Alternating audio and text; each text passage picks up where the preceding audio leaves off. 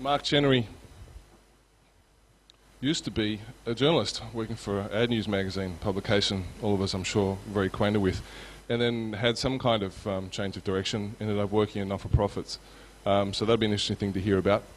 He's going to talk tonight about something called Project Toto that many of us may have seen on the interwebs, and it was kind of kind of a I'm a celebrity, get me out of here sort of episode for non-for-profits and for social media. So it's going to be a very interesting story, so I'll throw it over to Mark.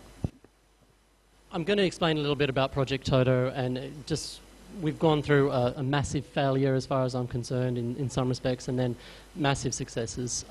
So I think it's a really good case study in social media and what not to do and then what to maybe think about doing. And I'm also, when we open up to questions, I'm going to be extremely honest with you about absolutely everything. That's the whole motto of ActionAid. We have an open information policy, so ask away, and hopefully I won't offend anyone with my answers. First off, can I be brave and ask how many people have heard of Project Toto? Just raise your hands if you have, just to have an idea. Okay, I'm going to go with 15%, maybe generously. So Project Toto is ActionAid's attempt to give poverty a voice through social media. Our grand plan is to establish a series of outposts, blog outposts around the world to basically give our Australian supporters and Australians generally an insight into what it's really like to live as a person, as a poor person or a vulnerable person in a developing country. And the reason for doing this is both to raise awareness of the issues that we're trying to combat, but also to try and educate Australians a bit more on what poverty is really about. It's not about economic. It's not just about money, it's not about a lack of money, it's about almost a lack of dignity. And that's why Project Toto was something that was really appealing to the program side of ActionAid, not just the comms side. It started as a brand awareness raising campaign to launch ActionAid Australia, which launched in Australia in June 2009.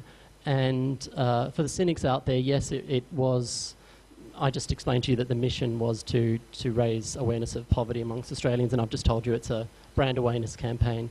And to some extent, that's how it started, but it has morphed into something else. And it's just as well because trying to use it as a communications campaign only is probably what led to a lot of failures in the beginning. We chose social media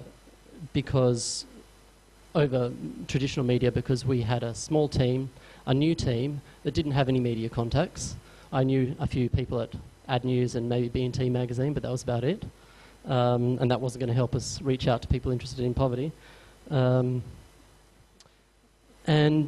we also found it very difficult with the Australian media, very uninterested in poverty and development issues. It's not something that they report on much. And if you do read a story, an intelligence story in one of the broadsheets, it's most likely that's been syndicated from overseas, not written in Australia. The majority of stories written in Australia have something to do with criticising charities for swindling people or some such. And we thought that social media would allow us to speak more directly to people who are looking to get information beyond just the general headline. And also, and this is something bloggers in the room I shouldn't really tell, but another reason we chose to engage with bloggers over engaging with journalists was because it would be more of a novelty for bloggers, so we hoped that we'd get more cut through.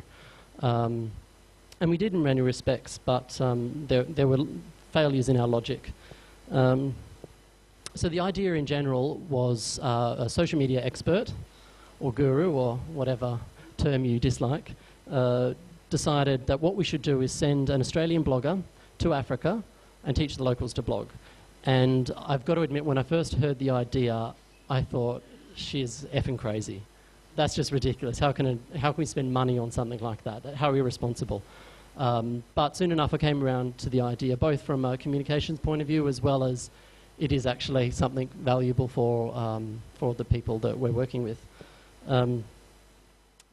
Now, the results for the first phase of the campaign were horrific. From a communications point of view, we had certain objectives for the campaign, and the consultant we work with provided us with a best case, mid case and low case scenario, and we came nowhere near the low case scenario in terms of the objectives, and they were primarily around traffic to the website, media coverage, number of prospects, and minor aspect of the campaign was fundraising, basically to cover costs, and we met none of them. One of the problems I felt was the consultant had a fantastic idea, but because it was timed to coincide with our launch, the program was rushed, and perhaps it was the immaturity of the team working on the project, but we never should have gone along with that, and we did. It was presented to us as an opportunity to be very open about the campaign, and that's something that we still follow through with. But instead of stopping and thinking and strategizing, we just launched into it.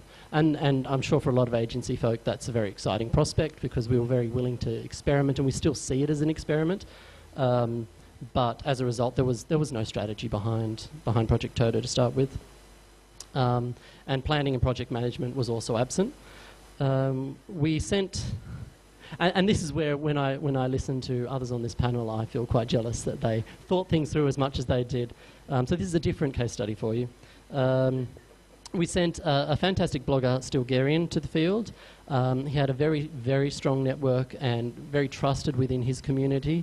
And it seemed like he was a fantastic person to send. He was a blogger. He was a blogger for Crikey, so he had that, reaching the right type of people. But he was absolutely the wrong person for the job. And the reason for that is he didn't have the right network. He had a great network, a very strong network, but he had a network of people who weren't interested in what ActionAid was interested in. Absolutely fatal logic that if you find a big network or a strong network, you're sorted, because it was just absolutely the wrong people.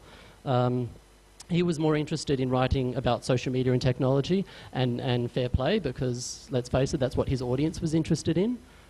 So there was very, very little discussion of the issues that ActionAid was involved in or wanted to talk about. As a person, he wasn't particularly dedicated to our cause necessarily. And so he didn't go above and beyond for us, and focused more on promoting his brand as a blogger, and understandable in retrospect, but we should have thought about that. So we failed to meet any of our objectives, which was interesting, and I, at one stage, never wanted to hear about Project Toto ever again. As part of the initiative, apart from sending a blogger overseas, we also established a Twitter account, a Facebook account, and established our own blog. And I'm actually glad to hear that 6 people is the average readership, because that makes me feel a lot better about how a blog is performing. We're far outperforming the average, and I might report that to senior management when I get back to the office tomorrow.